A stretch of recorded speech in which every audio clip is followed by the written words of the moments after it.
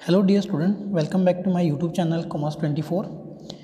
जैसा कि आप सभी जानते हैं कि हमने 11th बिजनेस स्टडी की फर्स्ट यूनिट कंप्लीट हम कर चुके हैं। तो आज हम 11th बिजनेस स्टडी की फर्स्ट यूनिट की प्रैक्टिस एक्सरसाइज करने वाले हैं। मीन्स हम कुछ क्वेश्चन को प्रैक्टिस करेंगे जिनसे हम अपने आप को असेस करेंगे कि हमारी जो प्रैक्टिस का लेवल है वो किस लेवल का है, कितना सही है। तो let's start the practice exercise number 1।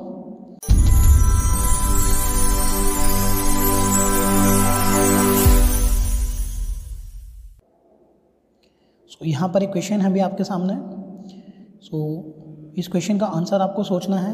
अगर जितना टाइम मैं आपको दे रहा हूँ क्वेश्चन को सोचने के लिए, अगर आपको इससे ज़्यादा टाइम चाहिए तो उसके लिए आप वीडियो को पॉज कर सकते हो और वीडियो को पॉज करके आप जितना टाइम आपको चाहिए उतना टाइम आप ले सकते हैं। Let's start the topic. Classify the following into business, profession and employment. तो आपके सामने कुछ पॉइंट गिवन है, 7 पॉइंट्स हैं। तो आपको इनको रीड करके ये बताना है कि उनमें से कौन सा point under the economic activity business में से आता है, या under the economic activity profession है, या फिर वो इकोनॉमिक एक्टिविटी एम्प्लॉयमेंट है। तो चलिए फर्स्ट पॉइंट के साथ स्टार्ट करते हैं। First point is Hari sells mobile phone on the behalf of his employer. Employer हम उनको बोलते हैं जो कि आपको जॉब प्रोवाइड करता है। तो हरी जो है वो अपने मालिक के बिहाफ पर मोबाइल फ़ोन सेल करता है। तो think about it, is it a business, is it a profession और इज़ इट एन एम्प्लॉयमेंट। क्योंकि वो अपने ओनर के बिहाफ पे, मालिक के बिहाफ पे प्रोडक्ट सेल करता है, तो इसे हम क्या कहेंगे, दिस इज़ एम्प्लॉयमेंट। पहले वाले का जो आंसर होगा वो क्या होगा कि ये एम्प्लॉयमेंट है। इसे हम कहेंगे ई मीन्स एम्प्लॉयमेंट। चलिए जरा सेकंड पॉइंट की तरफ आते हैं और बी को पढ़ते हैं। What does it mean? तो बी है यहाँ पे, it requires minimum academic and other qualification. तो आपको यहाँ पे बताना है कि बिजनेस, प्रोफेशन एंड एम्प्लॉयमेंट में से, तीनों में से किस में एकेडमिक एंड अदर क्वालिफिकेशन की ज़रूरत पड़ती है। तो डियर स्टूडेंट, जैसा कि हमने डिस्कस किया था in the topic profession, in the topic profession की प्रोफेशन में एंट्री तब हो सकती है जब आपने उससे रिलेटेड डिग्री एक्वायर की हो। तो इसका जो राइट आंसर होगा दैट इज़ प्रोफेशन। इसके लिए सेकंड के लिए। तो now let comes to the point number C. A hawker sells toys for children outside a function. Hawker मतलब जो रेडी हुए सामान बेचते हैं, टॉयज़ बेचता है बच्चों के लिए आउटसाइड अ फंक्शन, किसी फंक्शन के बाहर से। कहीं पे कोई फेयर चल रहा है, मेला है, उसके बाहर किसी ने शॉप लगा रखी है जिस पे वो टॉयज़ बेच रहा है। Is it a business, profession and employment. अब इसलिए प्रोफेशन तो हो ही नहीं सकता है, ठीक है, क्योंकि उसके पास कोई डिग्री नहीं है उस चीज़ के लिए। एम्प्लॉयमेंट इसलिए नहीं होगा क्योंकि वो खुद की उसकी रेडी है, खुद की उसकी अपनी शॉप है एक तरह से। दैट्स वाई वो एम्प्लॉयमेंट भी नहीं होगा। तो इसे हम क्या कहेंगे, दिस इज़ बिजनेस। तो इसके लिए जो आंसर होगा दैट विल बी बिजनेस। तो इसे हम बिजनेस कहेंगे। Now coming to point number 4, that is Sanjay is the advocate of high court. Sanjay जो है वो एडवोकेट है हाई कोर्ट के अंदर। तो उम्मीद करता हूँ कि यहाँ पर आप एडवोकेट वर्ड समझते ही, रीड करते ही समझ गए होंगे कि ये प्रोफेशन है, क्योंकि इसके लिए हमें डिग्री की ज़रूरत पड़ती है। That is called profession. Now coming to point number 5, Dhruv is the manager of a mobile company. Dhruv जो है वो एक मोबाइल कंपनी में मैनेजर हैं। तो is it a business, profession and employment आपको बताना है। एक मोबाइल कंपनी है जिसके अंदर वो सिर्फ काम कर रहा है, वो कंपनी ध्रुव की नहीं है लेकिन वो वहाँ पे सिर्फ काम कर रहा है। सो इन दैट केस यहाँ पे क्या होगा, Dhruv is the manager, it means ये हमारे लिए एम्प्लॉयमेंट होगा, ठीक है, क्योंकि वो मैनेजर हैं, वो कंपनी उसकी नहीं है। तो इसे हम क्या कहेंगे, एम्प्लॉयमेंट। तो किसी के अंडर जहाँ पर आप काम करते हो और उसके बदले में आपको वेजेस या सैलरी मिलती है, that is called employment. So dear student, मेरी रिक्वेस्ट आप सभी से कि अगर आपने फर्स्ट यूनिट को कवर नहीं किया है तो चैनल की प्लेलिस्ट में आपको सभी वीडियोस मिल जाएंगी रिलेटेड विद यूनिट फर्स्ट। तो पहले आपको वीडियोस देखनी है, उसके बाद आपको ये प्रैक्टिस एक्सरसाइज प्रैक्टिस करनी चाहिए, क्योंकि तभी इसको स्टडी करने का आपको बेनिफिट है। चलिए जरा नेक्स्ट पॉइंट की तरफ आगे बढ़ते हैं। A person repair scooter on road side. एक पर्सन जो कि स्कूटर रिपेयर करता है रोड साइड पे, so is it a business, profession and employment. अब उसकी रिपेयर शॉप है, तो देखा जाए ये एम्प्लॉयमेंट हो ही नहीं सकता है, क्योंकि वो किसी के अंडर काम नहीं करता है। अब रिपेयर शॉप के लिए उसके पास कोई पर्टिकुलर डिग्री होना चाहिए अगर वो प्रोफेशन होगा तो, लेकिन उम्मीद करते हैं कि देखो रिपेयर शॉप के लिए कोई डिग्री की रिक्वायरमेंट नहीं होता है, तो दैट्स वाई वो प्रोफेशन नहीं है। तो इसे हम क्या कहेंगे कि ये भी आपका एक स्मॉल स्केल पे बिजनेस माना जाएगा। तो इसका भी जो आंसर होगा दैट इज़ बिजनेस, कि ये भी बिजनेस है। ना coming to the last one, and that is Shyam works as a sales executive in a mobile company. तो ये भी जो है वो पॉइंट नंबर ई की तरह ही है, जिसमें आप एज अ सेल्स एग्जीक्यूटिव किसी कंपनी में काम कर रहे हो। तो इसे भी हम क्या कहेंगे, this is the example of employment. ये आपके लिए क्या है, ये भी एम्प्लॉयमेंट है। तो दैट्स इट। उम्मीद करता हूँ आपको सभी आंसर समझ आ गए होंगे। फिर भी कोई भी डाउट है तो उसके लिए भी आप हमें डिस्क्रिप्शन में दिए गए लिंक पे कांटेक्ट कर सकते हैं। चलिए अब जरा मूव करते हैं हमारे नेक्स्ट क्वेश्चन की तरफ, जो कि है let us see, from the following picture identify the hindrance of commerce highlighted. Hindrance of commerce का जो हमारा टॉपिक है वो हमने सेकेंड चैप्टर में किया था, जहाँ पर हमने एक्सेलरीज टू ट्रेड किया था।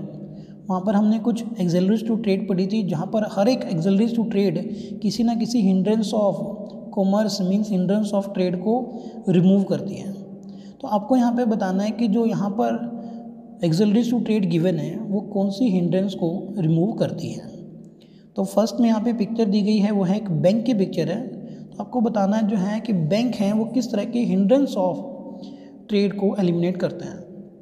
आप वीडियो को पॉज करके सोच सकते हैं, मैं डायरेक्ट आंसर पे आ रहा हूँ। तो यहाँ पर जो बैंक हैं वो हमारी फाइनेंस की प्रॉब्लम को सॉल्व करते हैं, तो इसे मैं क्या कहूँगा, फाइनेंस। बैंक वाले का आंसर क्या होगा, वो होगा फाइनेंस। बैंक से हमें पैसे मिलते हैं, तो फाइनेंस की जो हिंड्रेंस है वो यहाँ पर रिमूव होती है। अब जरा नेक्स्ट पे आते हैं, वो है आपका इंश्योरेंस। तो इंश्योरेंस से कौन सी हिंड्रेंस रिमूव होगी। इंश्योरेंस जनरली हम तब लेते हैं जब हम अपने बिजनेस में रिस्क को मिनिमाइज करना होता है। तो कौन सी हिंड्रेंस यहाँ पे रिमूव हो रहा है, तो यहाँ पे जो हिंड्रेंस रिमूव हो रहा है वो है आपका रिस्क का। ठीक है, उम्मीद करता हूँ आप इसको समझ गए होंगे। Coming to the next picture, that is एक ट्रक आपको यहाँ पे दिखाई दे रहा है, और यहाँ पे ट्रक से मीनिंग है ट्रांसपोर्टेशन से। सो जो ट्रांसपोर्टेशन है वो कौन सी हिंड्रेंस ऑफ ट्रेड को रिमूव करता है। सो ट्रांसपोर्टेशन की हमें ज़रूरत पड़ती है तब जब हमें अपने प्रोडक्ट को one place to another place deliver करना होता है। तो सिंपल है कि यहाँ से जो हिंड्रेंस रिमूव होती हैं that is hindrance of place.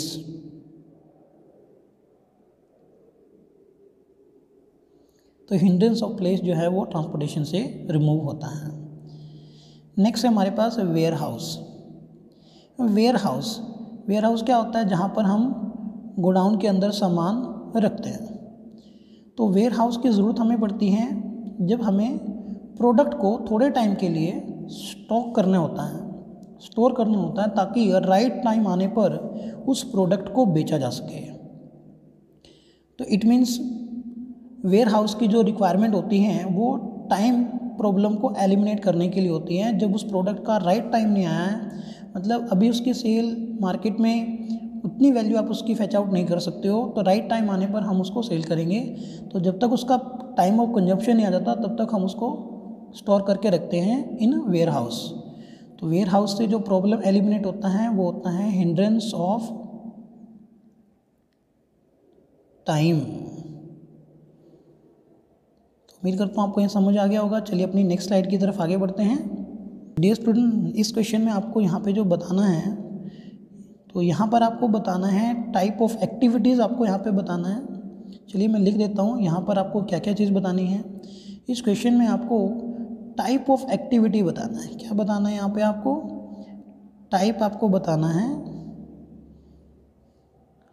Type of activity आपको यहाँ पर बतानी है। टाइप ऑफ एक्टिविटी किस तरह से बताना है कि यहाँ पे जो एक्टिविटी इस पिक्चर में शो की गई है, तो आपको ये चीज़ आपको बतानी है कि वो इकोनॉमिक एक्टिविटी हैं या वो नॉन इकोनॉमिक एक्टिविटी हैं। So we have to identify the economic activity and non economic activity in this question. Let us see कि कौन सी एक्टिविटी इकोनॉमिक है और कौन सी नॉन इकोनॉमिक है। तो यहाँ पे फर्स्ट है mother teaching to her child. एक जो मदर हैं वो अपने बच्चे को टीच कर रही है। अब ऐसे में अगर कोई मदर अपने ही बच्चे को टीच करती है तो ऑब्वियसली वो उसके लिए उससे कोई फ़ीस तो चार्ज नहीं करेगी। तो जहाँ पर आपका मोटिव प्रॉफिट अर्न करना या मनी अर्न करना नहीं होता तो उसे हम क्या कहते हैं, नॉन इकोनॉमिक एक्टिविटी। तो फर्स्ट क्वेश्चन में जो आंसर होगा वो कौन सी एक्टिविटी होगी यहाँ पे, तो इसे हम कहेंगे कि यहाँ पे जो एक्टिविटी है ये नॉन और इकोनॉमिक एक्टिविटी, इसको हम कहेंगे इसका आंसर में। चलिए ज़रा नेक्स्ट में आते हैं। लिखा है teacher teaching students in school. एक टीचर हैं जो कि स्टूडेंट को स्कूल में पढ़ा रही है। अब देखा जाए तो यहाँ पे टीचर जो स्टूडेंट्स को टीच कर रहा है इन अ स्कूल, तो वहाँ पे स्कूल उसको सैलरी देगा। और सैलरी देगा तो ये हमारा एम्प्लॉयमेंट हो गया जो कि इकोनॉमिक एक्टिविटीज़ के अंडर आता है। तो यहाँ पे जो एक्टिविटी है वो है आपकी इकोनॉमिक एक्टिविटी। चलिए जरा नेक्स्ट पढ़िए और अब की बार आपको अपने माइंड में गैस करना है इसको पढ़ के कि कौन सी एक्टिविटी यहाँ पर शो की गई है। Kids are lighting candles and diyas on Diwali. बच्चे जो हैं वो दिवाली पर लाइटिंग वगैरह लगाते हैं, कैंडल्स आप लगाते हो, क्रैकर वगैरह जलाते हो, तो वो भी देखा जाए तो एक एक्टिविटी तो है। और आपको आइडेंटिफाई करना है कि वो किस टाइप की एक्टिविटी है, इकोनॉमिक और नॉन इकोनॉमिक। सिंपली आपको मेमोराइज क्या करना है कि उस एक्टिविटी से आपको का एम, उस एक्टिविटी को करने का वो पैसा अर्न करना है या नहीं। तो देखा जाए तो यहाँ पे पैसा अर्न करना तो मोटिव नहीं है। यहाँ पर आप कैंडल और दिया जलाते हो या क्रैकर जलाते हो, बल्कि आपको वहाँ से एक हैप्पीनेस मिलती है, तो ये नॉन इकोनॉमिक एक्टिविटी में आता है। तो थर्ड का भी आंसर क्या हो गया, ये हो गया non economic activities. Okay dear student, उम्मीद करता हूँ आपको समझ आया होगा। चलिए मूव करते हैं नेक्स्ट क्वेश्चन की तरफ। चलिए लेट अस सी करना क्या है, मल्टीपल चॉइस क्वेश्चन आपके सामने है जिसमें 4 ऑप्शन आपको गिवन है, जहाँ से एक ऑप्शन आपको राइट आंसर जो है वो पिक करना है। Which of the following does not characterise business activity. इनमें से कौन सी जो है वो बिजनेस एक्टिविटीज़ का करेक्टरिस्टिक्स मीन्स फीचर नहीं है।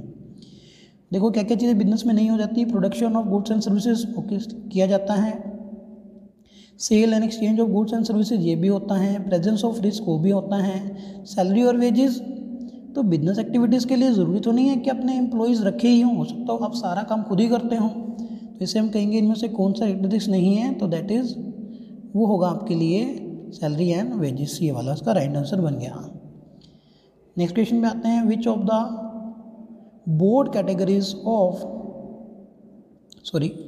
Which of the broad categories of industries cover oil refinery and sugar mills. जो इंडस्ट्री कवर होती हैं, जैसे कि जो ऑयल रिफाइनरी और शुगर मिल्स हैं, जिस इंडस्ट्री में ये कवर की जाती हैं वो कौन सी इंडस्ट्री आपकी होती है। प्राइमरी होती हैं, सेकेंडरी होती हैं, टर्सरी होती है, या फिर नन ऑफ देम, इनमें से कोई भी इंडस्ट्री नहीं होती है।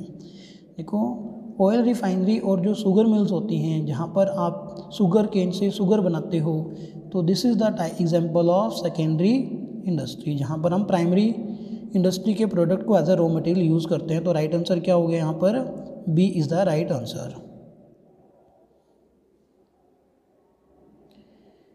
ठीक है जी। चलिए थर्ड क्वेश्चन पे आते हैं। Which of the following can not be classified as an auxiliary to trade. इनमें से कौन सा एक्सलरी टू ट्रेड नहीं है, मतलब बिजनेस की हेल्पिंग एक्टिविटी नहीं है। इंश्योरेंस, ट्रांसपोर्टेशन, वेयर हाउसिंग, देखा जाए तो तीनों के तीनों हैं, तो यहाँ पर राइट आंसर बनेगा आपका माइनिंग जो है वो बिजनेस की एक्सलरी टू ट्रेड नहीं माना जाता है। चलिए स्टूडेंट अब जरा नेक्स्ट स्लाइड की तरफ आगे बढ़ते हैं, और ये हमारी लास्ट स्लाइड है। बस इसको प्रैक्टिस कर लोगे तो उम्मीद करता हूँ आपको फर्स्ट मिनट की एक अच्छी खासी प्रैक्टिस यहाँ पर हो जाएगी। तो क्वेश्चन नंबर अभी जो है वो है हमारे पास यहाँ पर 4। चलिए क्वेश्चन नंबर 4 को एक बार पढ़ लेते हैं। The occupation in which people work for other and get remunerated in return is known as, कि वो ऑक्यूपेशन जिसमें व्यक्ति दूसरों के लिए काम करते हैं और इन रिटर्न उनको क्या मिलता है, रेम्यूनरेशन उनको मिलता है, तो उसे हम क्या कहते हैं? दूसरों के लिए काम करके रेम्यूनरेशन लेना एम्प्लॉयमेंट कहलाता है। तो इसका राइट आंसर क्या हुआ? एम्प्लॉयमेंट। चलिए अब जरा देखते हैं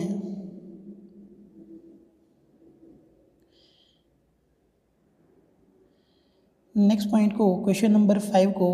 the industries which provide support services to the other industries known as, वो इंडस्ट्री जो दूसरे को सपोर्ट प्रोवाइड करती हैं उसे हम क्या कहते हैं? So primary industry, secondary industry, commercial industry या फिर टर्शरी इंडस्ट्री। सो वो इंडस्ट्री जो दूसरों को सर्विस प्रोवाइड करते हैं डियर स्टूडेंट, उनको हम सर्विस इंडस्ट्रीज बोलते हैं, और सर्विस इंडस्ट्रीज का ही नाम टर्शरी इंडस्ट्री होता है। तो right answer is D, tertiary industry. चलिए सेकेंड लास्ट क्वेश्चन पे आते हैं। तो ये है आपका, which of the following can not be classified as an objective of business, इनमें से किस को आप ऑब्जेक्टिव ऑफ बिजनेस कंसीडर नहीं कर सकते? Investment, productivity, innovation and profit earning. देखो प्रॉफिट अर्निंग तो होता है, इनोवेशन भी होता है, बिजनेस का ऑब्जेक्टिव प्रोडक्टिविटी भी हो सकता है कि नंबर ऑफ प्रोडक्ट जो आप बना रहे हो वो और ज़्यादा नंबर ऑफ प्रोडक्ट बनाएं। तो क्या चीज़ नहीं हो सकता है? तो इसका राइट आंसर होगा, जो नहीं है वो देखना है हमें। तो investment can not be classified as an objective of business. Last point की तरफ आते हैं। तो लास्ट पॉइंट है आपका, business risk is not likely to arise due to, business risk इनमें से किसकी वजह से अराइज नहीं होता है? तो जिस स्टूडेंट आपको यहाँ ध्यान रखना है, किसकी वजह से नहीं अराइज होता है वो आपको आइडेंटिफाई करना है। ये आइडेंटिफाई नहीं करना है किन किन रीज़न से अराइज होता है। तो चेंज इन गवर्नमेंट पॉलिसी, देखा जाए गवर्नमेंट पॉलिसी चेंज होने से भी बिजनेस में रिस्क अराइज होता है, हमें नहीं वाला आइडेंटिफाई करना है। फिर है एम्प्लॉय डिसऑनेस्टी, एम्प्लॉय डिसऑनेस्टी से भी एम्प्लॉयज़ अगर ऑनेस्ट होंगे, डिसऑनेस्ट होंगे तो रिस्क अराइज होगा, ऑनेस्ट होने से नहीं होगा। गुड मैनेजमेंट, मैनेजमेंट अगर अच्छी है तो बिजनेस में रिस्क अराइज ऑब्वियसली फिर तो नहीं होगा। उसके बाद है प्रॉफिट अर्निंग, प्रॉफिट कमाने की वजह से क्या बिजनेस में रिस्क अराइज होता है? ऑब्वियसली होता है। तो भाई कौन सा इसका सही आंसर है? अगर मैनेजमेंट आपकी अच्छी है तो आपके बिजनेस में रिस्क अराइज नहीं होगा। तो इसका जो राइट आंसर है तो वो है गुड मैनेजमेंट। ओके, उम्मीद करता हूँ आपको ये समझ आया होगा। तो डियर स्टूडेंट, यहाँ पर हमारी प्रैक्टिस एक्सरसाइज कंप्लीट होती है। उम्मीद करता हूँ आपको वीडियो अच्छी लगी होगी। अगर वीडियो आपको अच्छी लगी हो तो वीडियो को लाइक ज़रूर करें, शेयर करें और चैनल को सब्सक्राइब करना ना भूलें इसी तरह की इंटरेस्टिंग वीडियो के लिए। वीडियो देखने के लिए आप सभी का बहुत बहुत धन्यवाद। Thank you very much.